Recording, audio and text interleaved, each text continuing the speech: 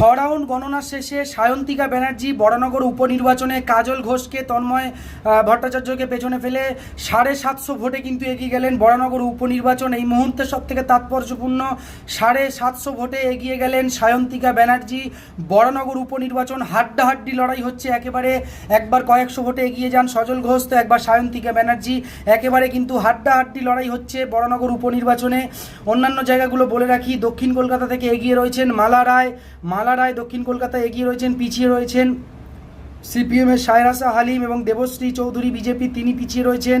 অন্যদিক থেকে কলকাতা উত্তর থেকে এগিয়ে রয়েছেন সুদীপ বন্দ্যোপাধ্যায়, কলকাতা উত্তরে পিছিয়ে রয়েছেন তাপস রায়, তিনি কিন্তু পিছিয়ে রয়েছেন। কৃষ্ণনগরে প্রায় 54,000 ভোটে এগিয়ে মহুয়া মৈত্র, 54,000 ভোটে এগিয়ে, এবং অন্যদিক থেকে শ্রীরামপুরে এগিয়ে কল্যাণ ব্যানার্জি, তিনি কিন্তু এগিয়ে। যাদবপুরে 1,18,000 ভোটে এগিয়ে